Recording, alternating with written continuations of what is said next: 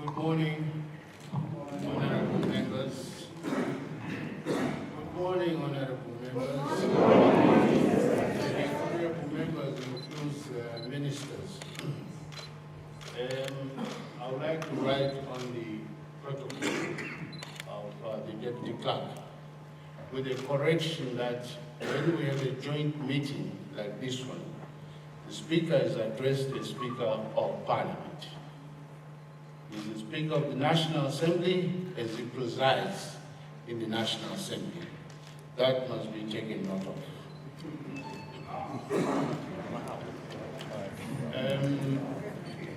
The first thing I would like to do, honorable members, honorable ministers, I have apologized to the presiding officers and Minister of Finance.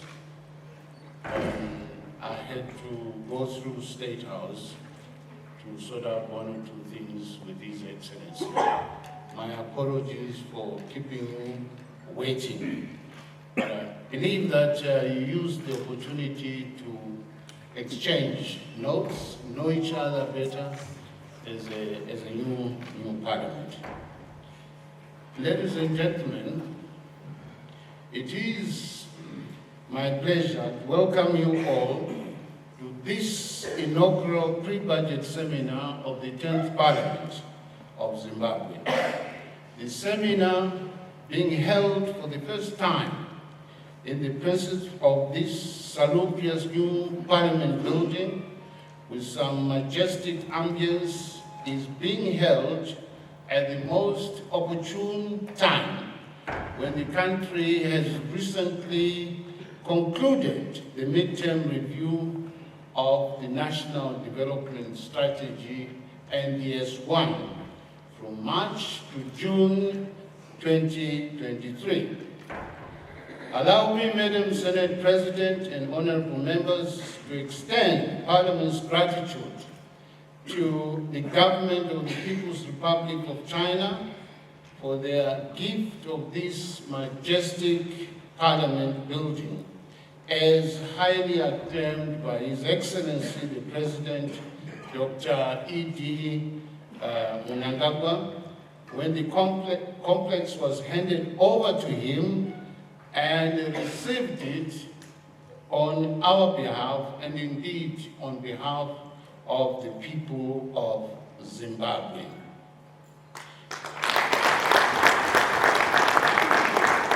It is my conviction that this iconic and superlative architectural edifice will continually inspire our vision of a strong, independent, people-driven, world-class parliament.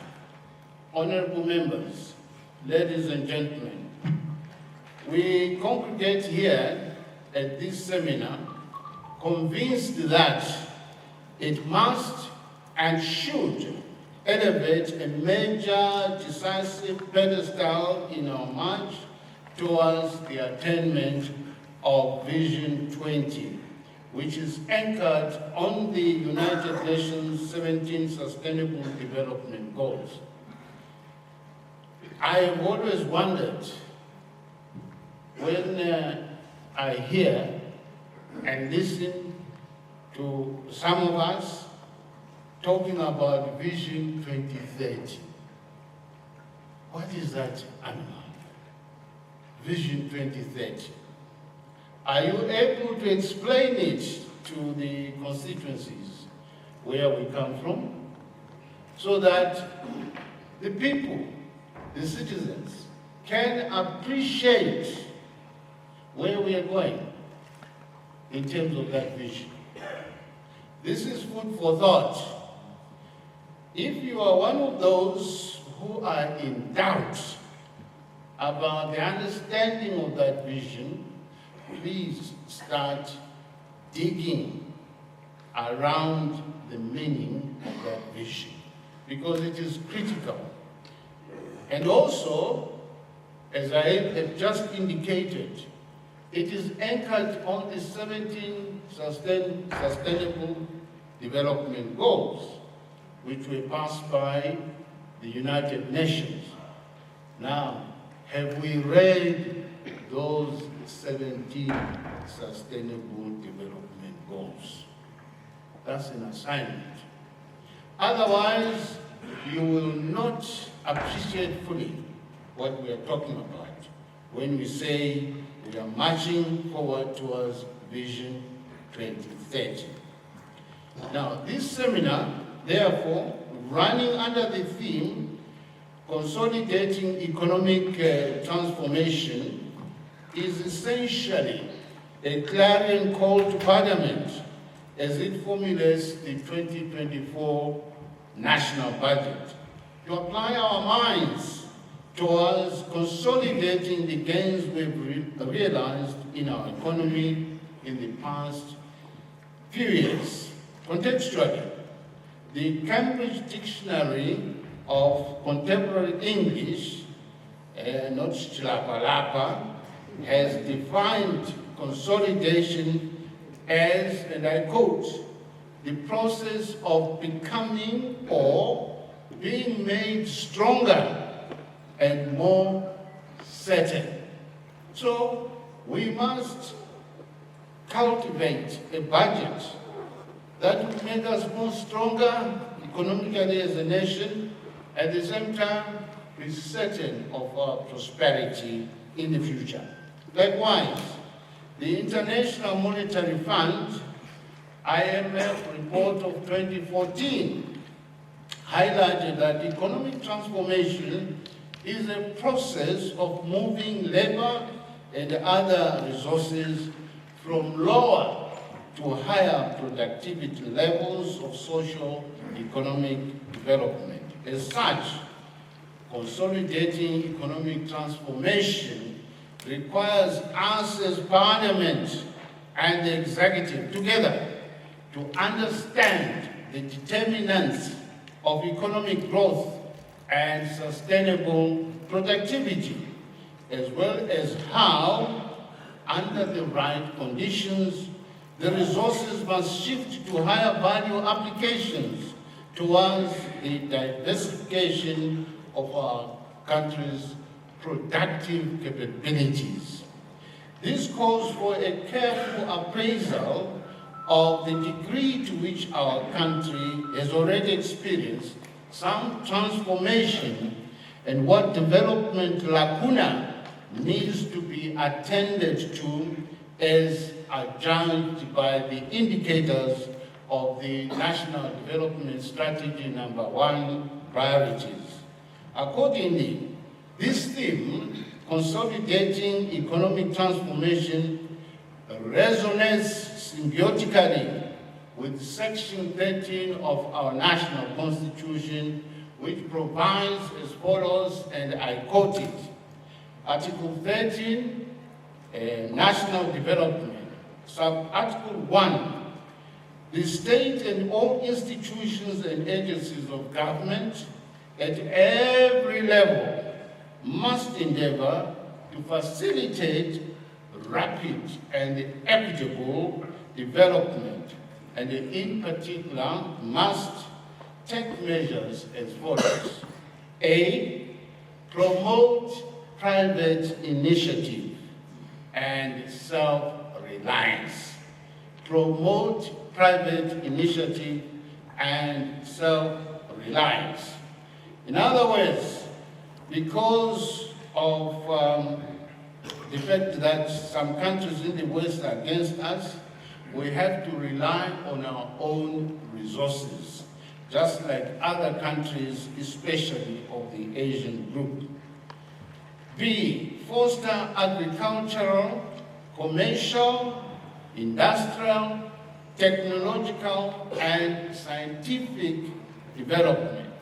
On that score, we need to have clear conversation with our Education 5.0. Otherwise, we will be misaligned in terms of our fostering of agricultural, commercial, industrial, technological, and scientific development. C, foster the development of industrial commercial enterprises to empower Zimbabweans.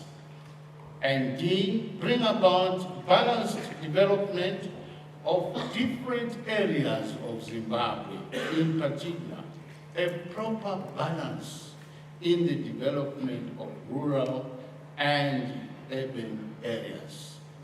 In other words, we have to strive to ensure that the problem of inequalities is reduced. The problem of inequalities in societies is reduced. Second, measures referred to in this section must involve the people in the formulation and the implementation of development plans and programs that affect them. Don't worry, Whoopi.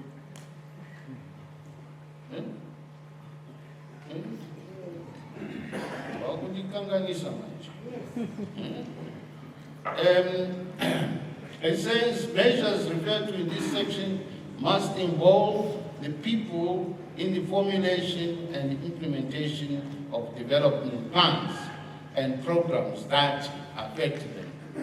And this is the essence of the role of our select committees. When you go out and meet the public out there, you want them to be involved in the parliamentary processes, including the budgetary process. And the reason is very simple. They must have ownership of the process. They must have ownership of the process, so that indeed they become stakeholders in the process. More than that, in order to earn their public trust. Number 4, the state must ensure that local communities benefit from the resources in their areas. Now, this is very critical. I've been to Mtoko. Yeah, to Mtoko. Yeah? Madam Senate President belongs to the clan of my wife. So they're very good wives. Very good.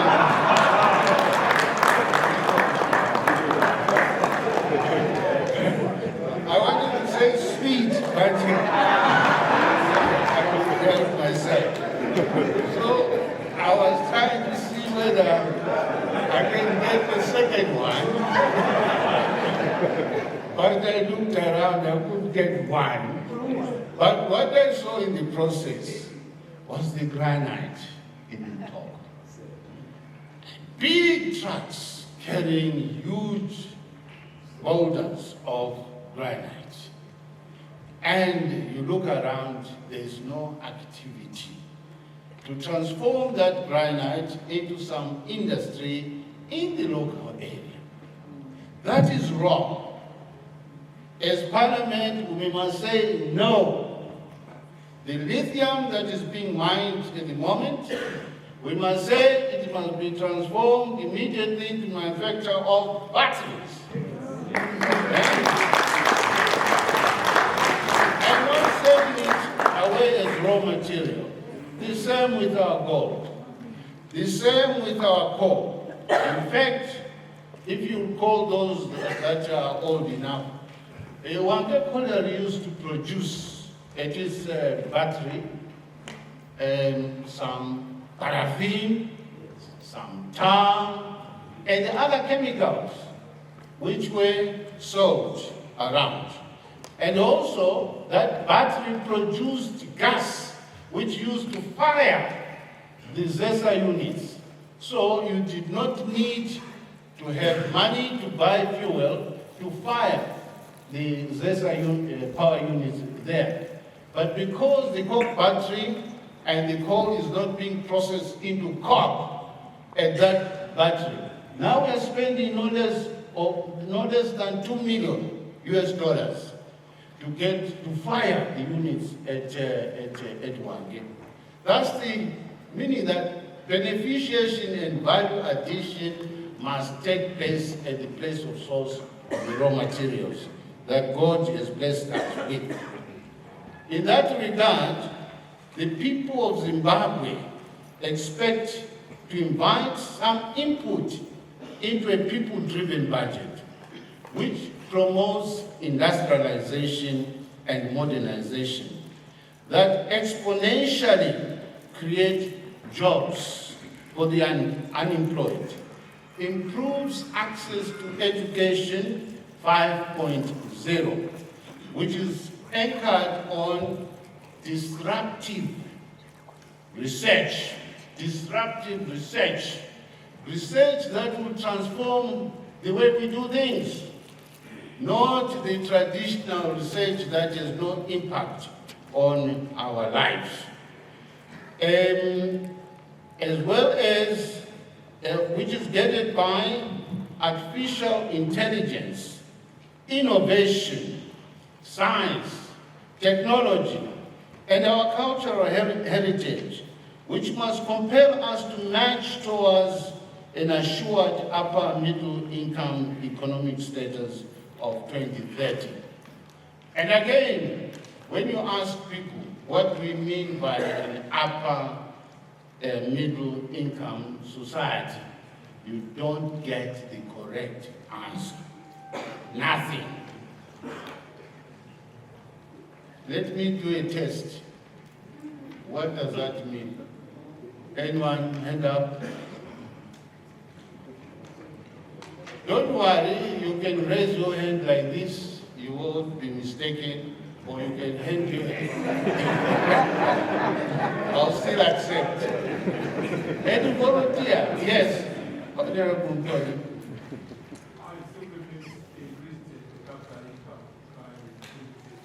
At what level? Yes, but at what level? It must be known. It's known. At what level? Anybody? Anybody? Did you say something? Around 4,000 means 3.5 to 4,000. That's correct.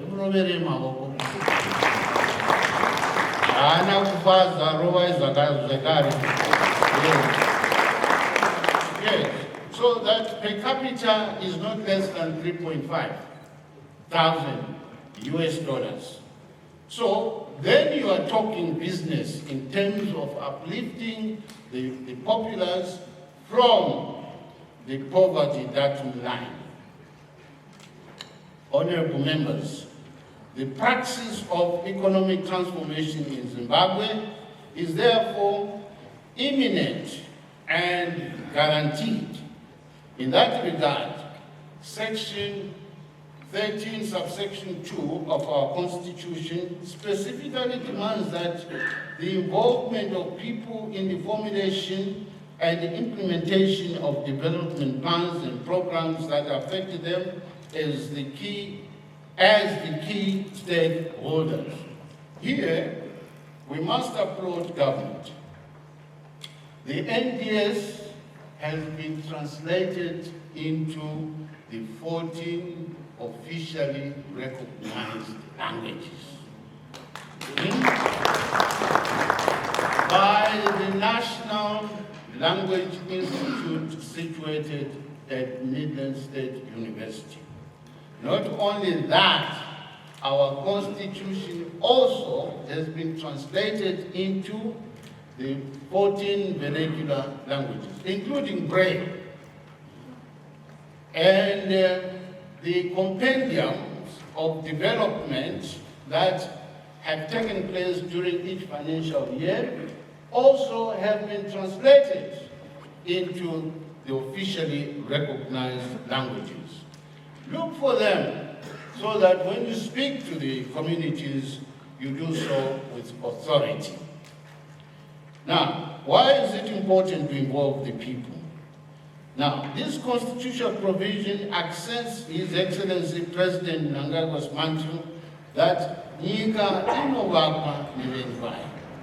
Ilizwe lakhiwa ngabanikazi bayo. Ilizwe lakhiwa ngabanikazi bayo. Now when you say brick by brick, stone by stone, ask yourself, what brick, what stone have you put as an MP in the village, at the community level, in your constituency?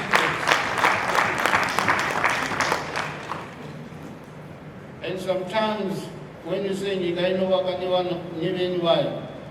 I, as Speaker, Senate President, other presiding officers also must be asking the same question. What brick have I put on? What stone have I put on? If I behave as the same speaker like what I was in 2013, then I have not built brick by brick, stone by stone. I'm still at the same level. There must be a difference. To this end, honorable members, Section 141A of the Constitution of Zimbabwe mandates Parliament to facilitate public involvement in its legislative and other processes. That's critical. It is instructive that a highly participatory and engaged public determines the country's democratic level of development. Such public participation engenders a sense of collegiate. We are moving together as colleagues in the development journey. We are moving together in our search for economic prosperity in Zimbabwe. That's the collegiate. And also engenders confidence between the government and those that are governed.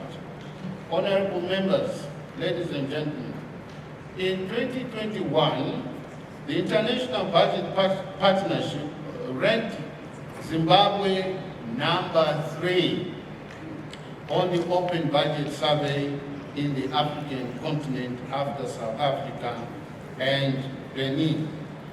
Honorable Minister of Finance, is my research correct? It's correct.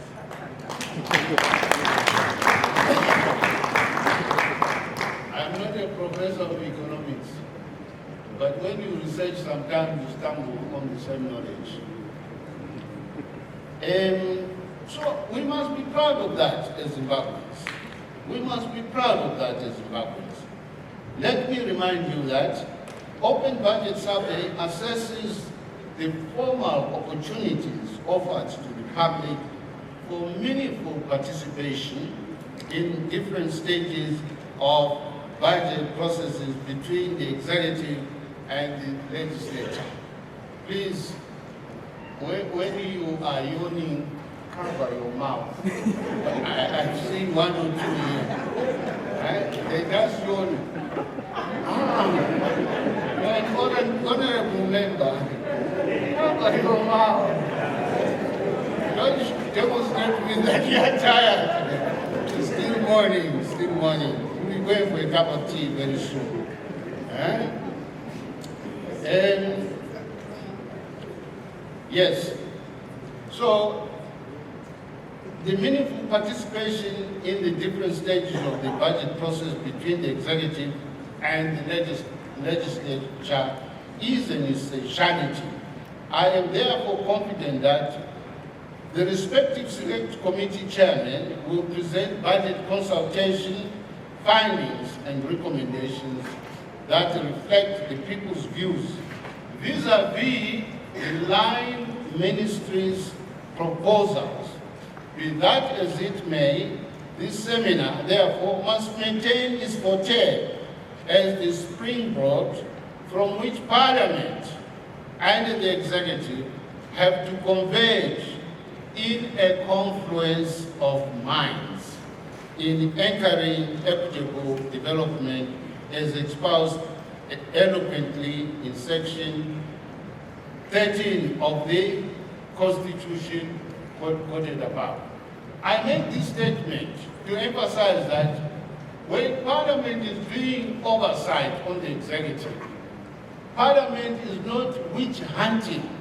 For goodness sake, we are one government, serving one people, the people of Zimbabwe.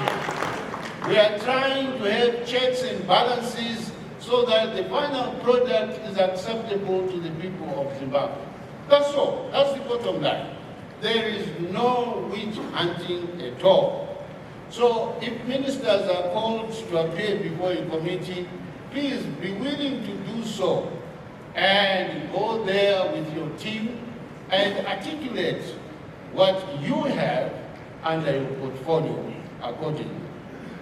You will excuse me, I'm coming from a flu which I think I contracted in Angola.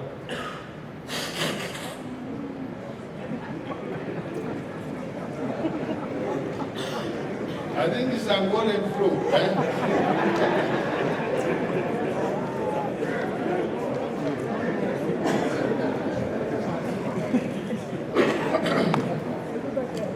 Sorry about that. Honorable members, ladies and gentlemen, as we contribute to this national budget process, let us be mindful of the key enablers of economic transformation. The role of the energy sector cannot be overemphasized, as it significantly influences the vibrance and sustainability of the entire economy regarding the tempo of industrialization. Please, I said, when you yawn, cover your mouth. I've seen someone there again yawning openly.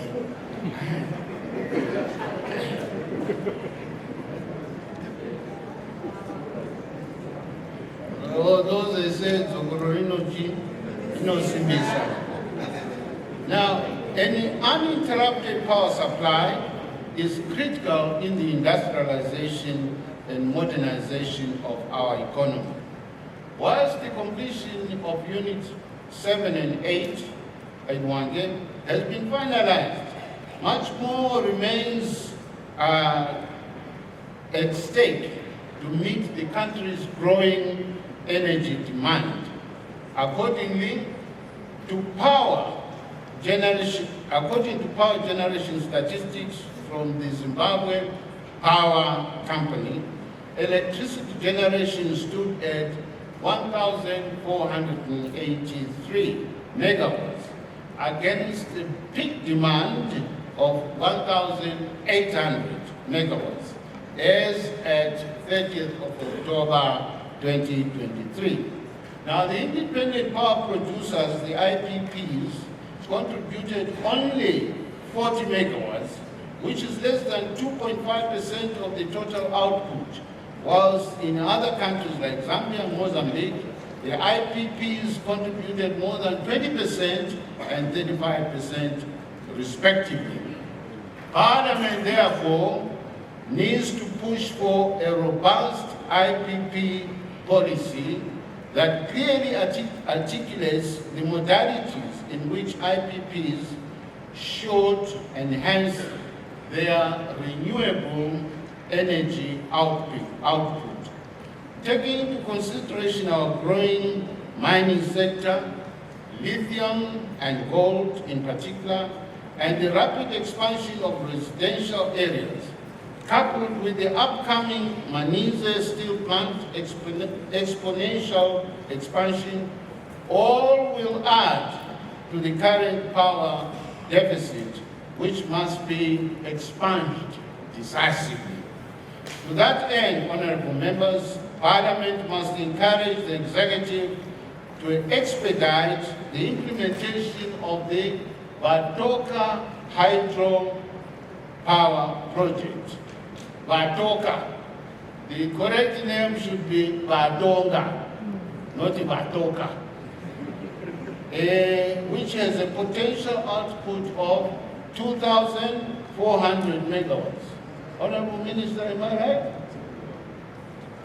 2,400 megawatts from Batoga. Yeah?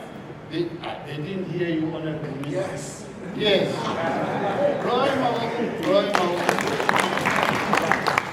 Now, we urge this taking into account that the two countries, that is Zambia and Zimbabwe, have already agreed to implement the project following the UNESCO environmental report, which affirms that the pristine ambience of the Victoria Falls heritage status will not be affected by the hydropower project.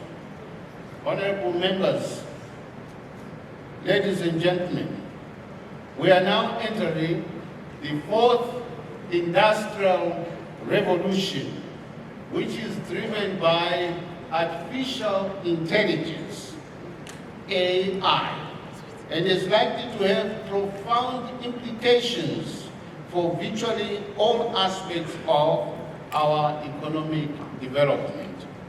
The fourth industrial revolution beckons the emergence of global digital economies.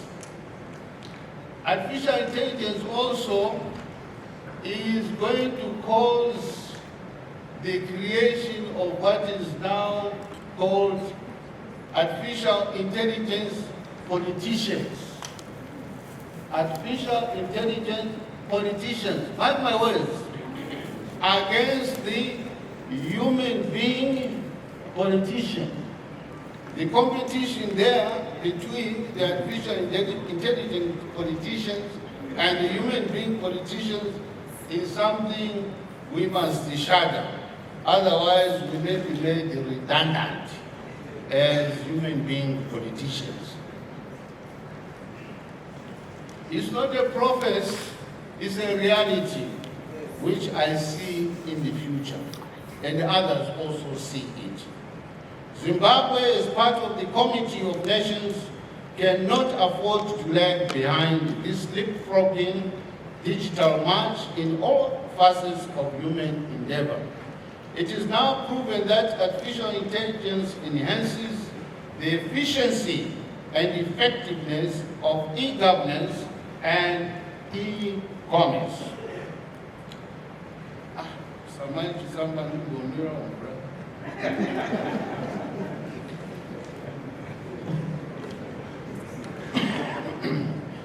By leveraging on artificial intelligence in the ensuing 2024 budget, Parliament will have to enhance its tripartite roles of oversight, legislation, and representation. In that regard, Parliament is enjoined to immediately establish the Committee of the Future, the Committee of the Future, to guide Parliament, the executive, and the judiciary in the positive application of artificial intelligence. In the mold of what Finland has done, they've got that Committee of the Future. Uruguay has got that Committee of the Future. South Korea has got that Committee of the Future. And the United Arab Emirates have got that committee. Now, the United Emirates group, in fact, has established a fully fledged university of artificial intelligence. They are ahead.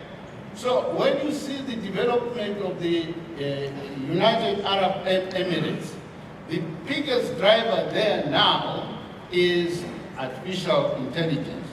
That university is named Zaidi University of Artificial Intelligence.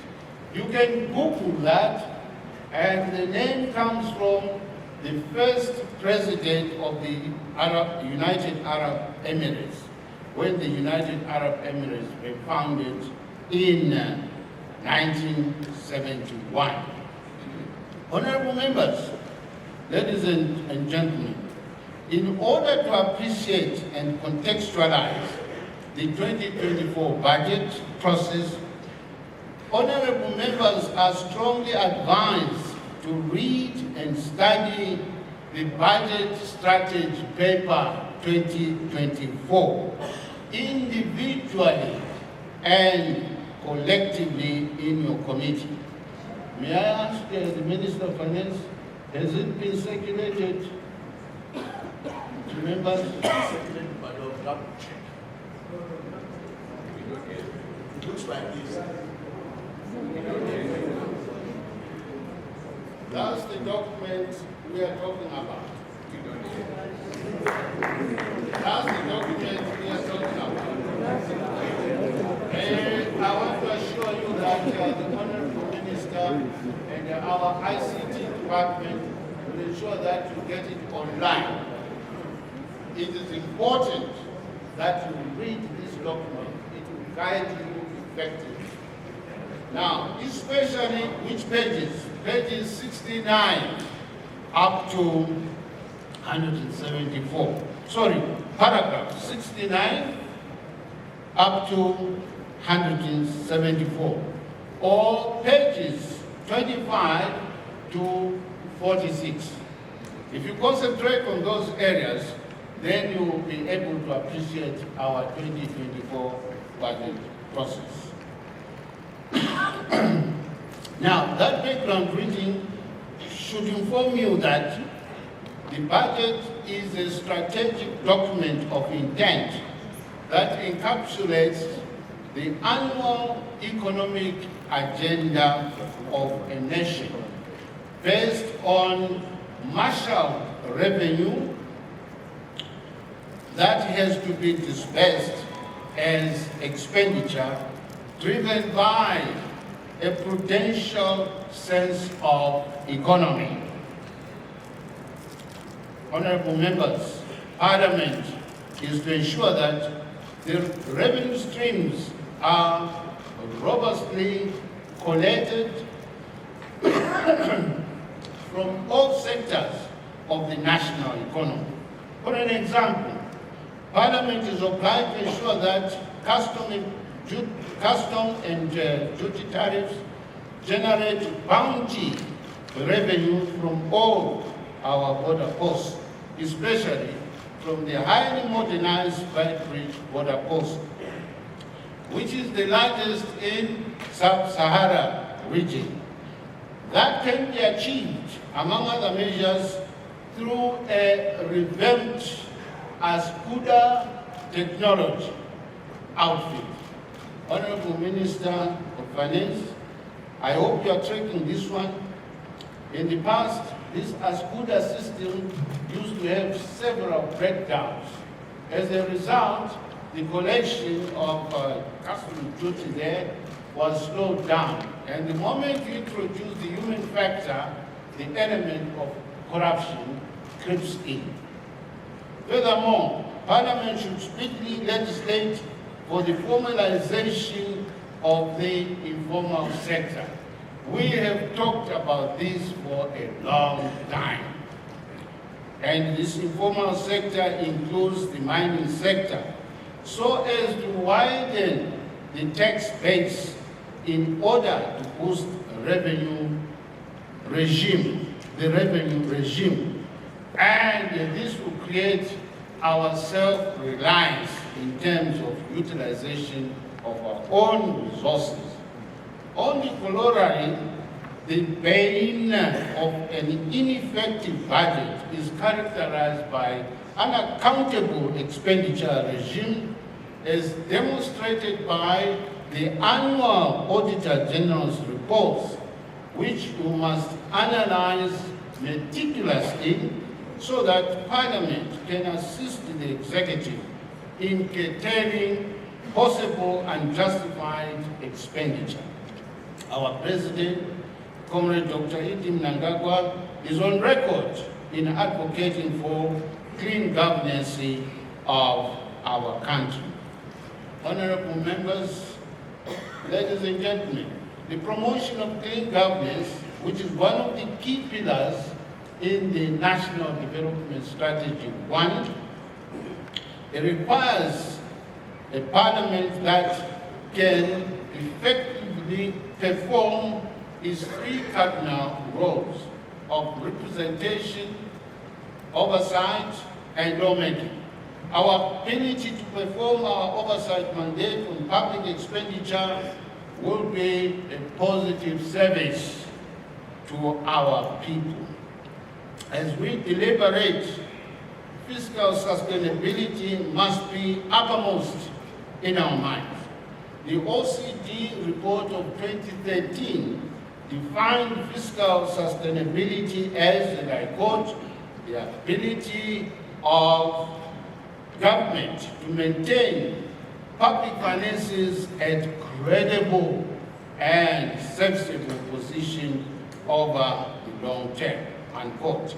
Essentially, ensuring long-term fiscal sustainability requires that Parliament engages in continual strategic forecasting of future revenues and liabilities in order to achieve a favorable national balance sheet.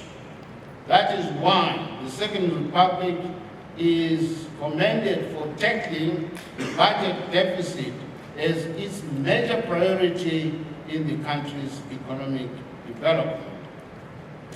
Honorable members, ladies and gentlemen, let us work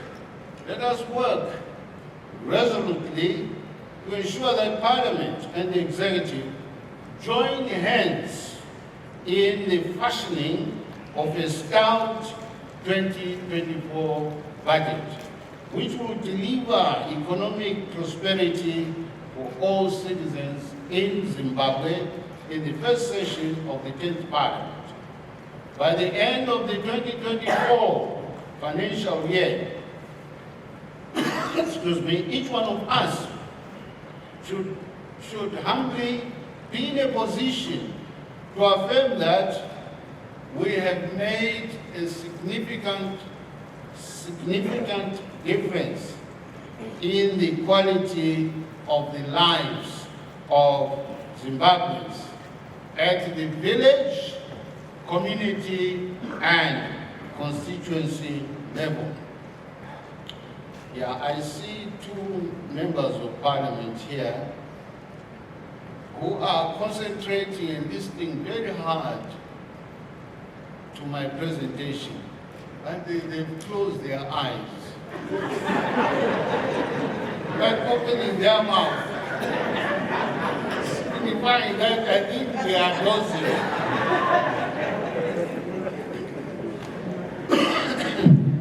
If that significant difference is not visible to you and to me, then we do not deserve our position. Our national conscience of servant leadership must prickle us, honorable members, to choose once again the virtue to serve as opposed to the vice of hankering to be served. In that context, allow me the privilege and honor to declare this historic pre-budget seminar officially open as I wish you fruitful deliberation. God bless our Parliament. God bless our Zimbabwe. Siyabonga. Tinotenda. Walumba. I thank you.